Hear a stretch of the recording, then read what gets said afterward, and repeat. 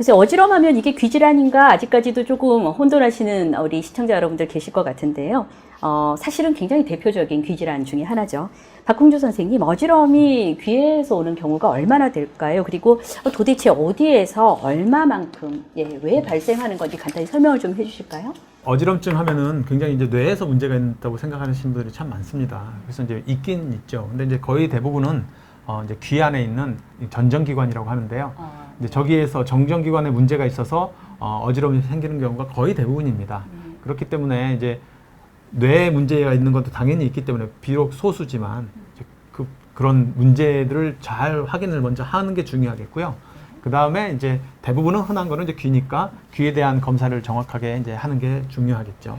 귀의 해부를 보고 한번 간단히 우리 시청자분들이 귀의 날을 맞아 알고 계시면 좋을 것 같아요. 외이도가 고막까지 외이가 있고 또 이제 우리 몸에 제일 작은 뼈가 있는 중이죠. 공기가 차 있는 공간. 그다음에 그 옆에 이제 달팽이관 소리 듣는 곳과 지금 우리 박홍주 선생님 말씀 주신 이 전정기관과 세방고리관이라고 하죠. 여기 사실 귀에서 너무 우리 몸의 균형 감각에 중요한 전정기관과 세방고리관이 있는데 이렇게 많은 말씀 주신 대로 어지럼이 귀에서 이제 온다는 걸 알게 됐는데요. 그럼 진단을 위해서 주로 어떤 검사를 저희가 시행하고 있죠? 그렇죠. 이제 방금 박신혜 선생님 말씀해 주신 것처럼 저기 이제 달팽이관이라고 이제 우리가 듣는 기관이 있고요. 그 옆에 이제 같이 붙어 있습니다. 전정기관이. 근데 이 전정기관이 굉장히 복잡합니다. 그래서 5가지가 한꺼번에 있거든요. 그래서 세방고리관이 3개가 있고 다양한 각도로 그 다음에 이제 구영낭, 낭영낭, 말이 어려운데 이렇게 2가지가 있습니다. 그러니까 5가지의 기관이 있거든요. 그러니까 이 각각의 하나가 망가져도 다 어지럼증을 다양한 방법으로 만듭니다. 그래서 이 5가지의 다양한 기관을 각자 다 검사를 할 수가 있습니다. 요즘에는. 그래서 머리를 좌우로 움직이거나 위아래로 움직이는 거 하면서 눈동자의 움직임을 보는 검사가 있고요. 그 다음에 이제 귀에다가 소리를 주거나 자극을, 진동 자극 같은 걸 주면서 이 이석기관이라고 하는데 여기서 나오는 걸 확인을 해서 그러니까 검사를 할 수 있습니다. 그래서 이제 환자분들께서는 어지러울 때 어디가 문제가 있는지를 아실 수 있으니까요. 과거에는 이제 검사를 못 해가지고 모르겠는데 크게 문제 없습니다 이렇게 했었는데 요즘에는 검사가 굉장히 많거든요. 그래서 병원에 가시면 이 각각의 다 검사도 다 확인을 할 수 있고 그래서 내가 어디가 문제가 있어서 그런지 그런 거를 다 검사를 하실 수 있기 때문에 요즘은 이제 좀 더 정확한 진단이 가능해졌다 이렇게 볼 수 있을 것 같습니다. 어지럼이 같은 어지럼이 아니다. 진단을 통해서 여러 군데를 찾아내야 된다 말씀 주신 것 같습니다. 가장 근데 흔한 어지럼은 우리 시청자분들이 잘 알고 계실 것 같은데 이석증이라고 저희가 이제 많이 얘기를 합니다. 환자분들은 세상이 도는 듯한 머리 이렇게 눕거나 일어날 때 정말 너무 심하게 빙글빙글 돌기 때문에 이런 경험은 다시 하고 싶지 않다라고 느끼는 경우가 많은데요. 자, 이 이석증 어떤 병인가요? 좀 자세히 설명을 해주실까요? 황찬호 선생님? 간단하게 설명하자 그러면 이석증이라는 건 귀 안에 원래 그 중력을 따라서 우리 몸을 움직이는 그걸 탐지하는 그런 기관이 있는데 그게 정상적으로 존재를 하고 이석이라는 게 존재를 합니다. 작은 돌들인데요. 그림에 나오는 것 같네요. 그렇죠. 정말 돌같이 생겼습니다. 저 돌들이 이제 크기가 한 10마이크로에서 한 50마이크로 정도가 되고 그것들이 떨어져 나와서 그 자리에서는 주변으로 흘러갈 경우에는 금방 흡수가 되지만은 세방고리관으로 들어갈 경우에는 굉장한 어지럼을 일으키게 됩니다.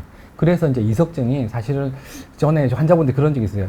중풍 앓으신 분이 있고 이석증 앓은 분이 있는데 뭐가 더 어지러워요? 그러면 이석증이 훨씬 더 어지럽다 그럽니다. 네. 그 정도로 많이 고통스럽죠. 네. 이석증은 이렇게 귀 안에 있는 작은 돌이 떨어져 나와서 엉뚱한 세방고리관에 들어갔을 때 느끼는 증상이다 이런 말씀을 주셨는데요.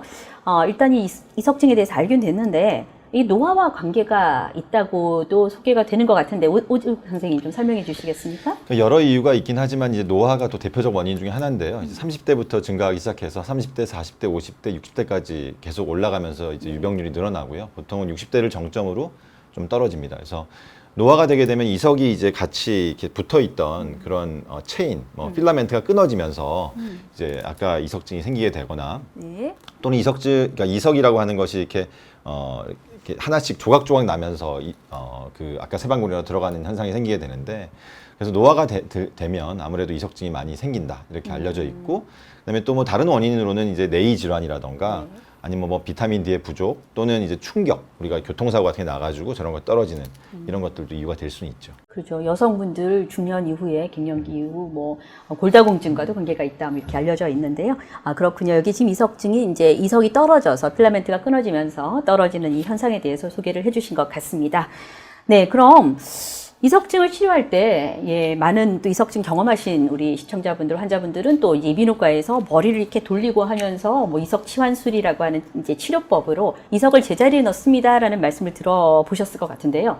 돌을 빼기만 하면 될 것 같은데, 그럼 나온 돌은 도대체 어떻게 되나요? 홍찬호 선생님 말씀해 주실까요? 네, 원래 있던 그 전정이라는 부위에 정상적으로 돌이 존재를 하고 있고 그게 떨어져 나왔을 때 그런 돌들은 그 전정 주변에 있는 여러 가지 이온 펌프들에 의해서 흡수가 됩니다.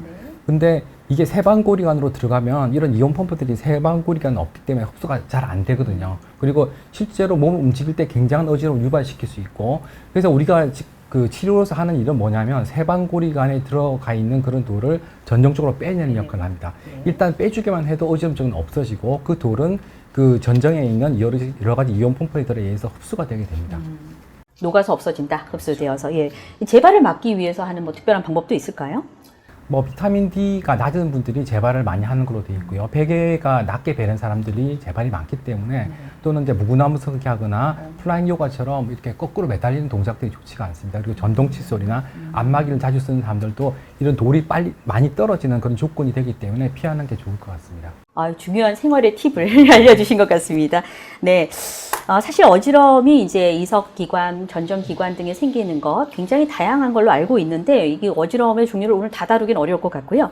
대표적인 어지럼 증상 중에 그래도 우리 시청자분들과 공유를 꼭 해야 될 것 같은 편두통과 관련된 어지럼 그리고 메니에르 병은 좀 알아야 될 것 같습니다. 박홍주 선생님, 네. 이 두 질환을 좀 설명을 해주시면 어떨까요?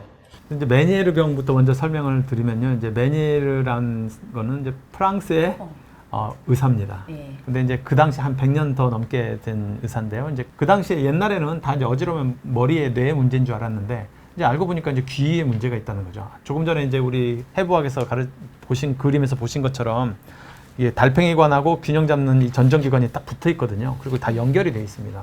그래서 이게 한쪽이 문제가 생기면 저쪽도 영향을 받겠죠.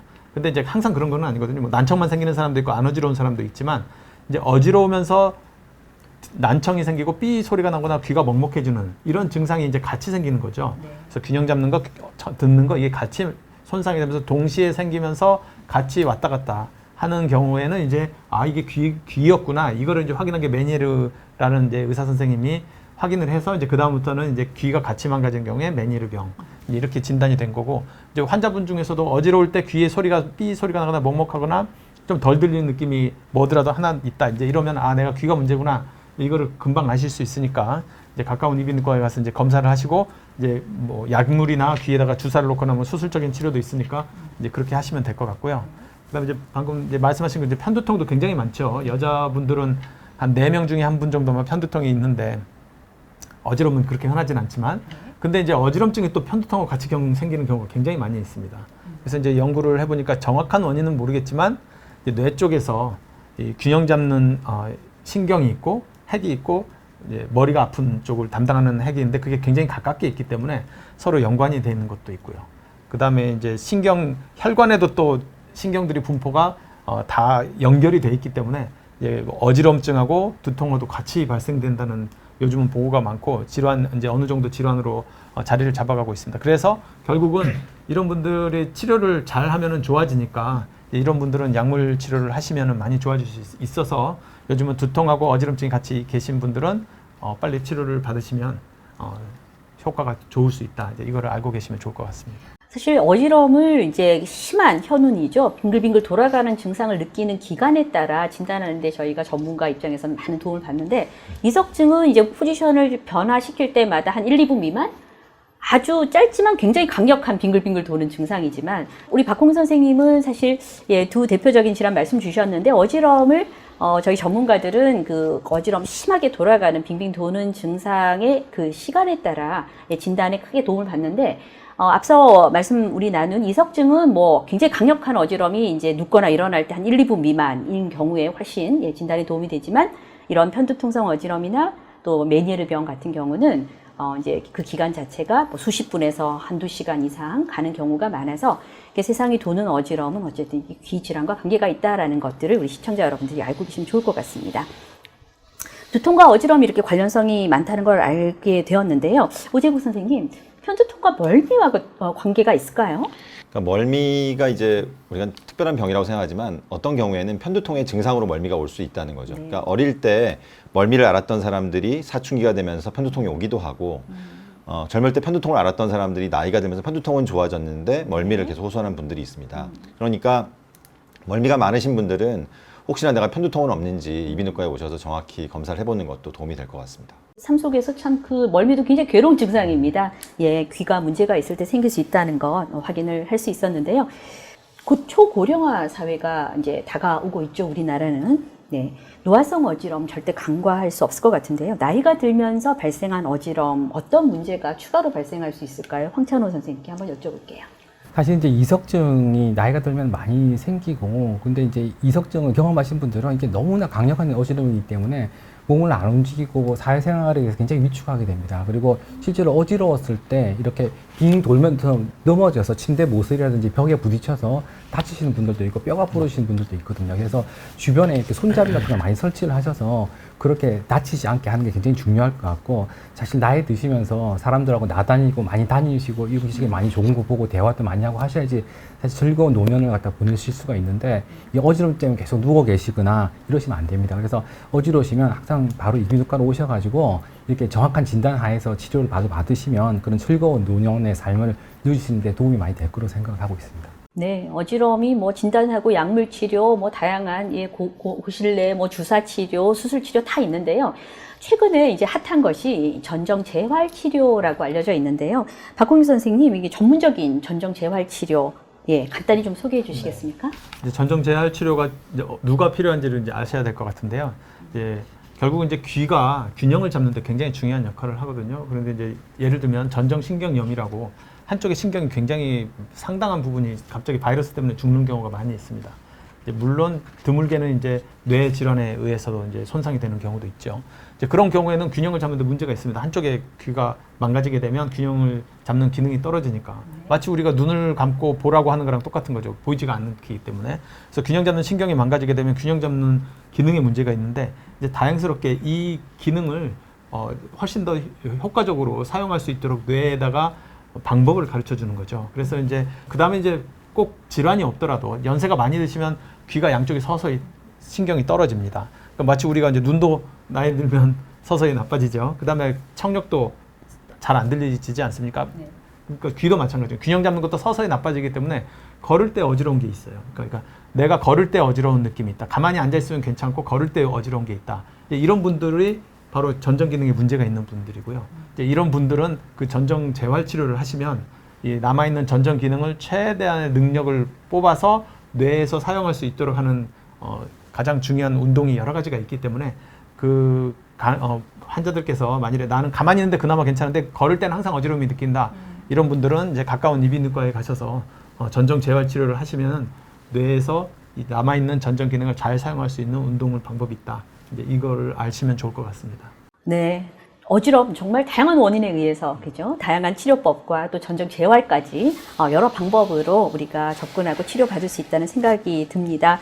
원인이 다양한 만큼 이 어지러움으로 고통받는 우리 환자분들 전문적인 검사와 치료를 통해서 또 해방될 수 있는 방법을 잘 찾아보시기 바랍니다. 이 어지러움에 대해서 많은 지식 오늘 짧은 시간 나눠주신 세 분 선생님께 또 감사를 드립니다. 네, 다음은 귀 먹먹함.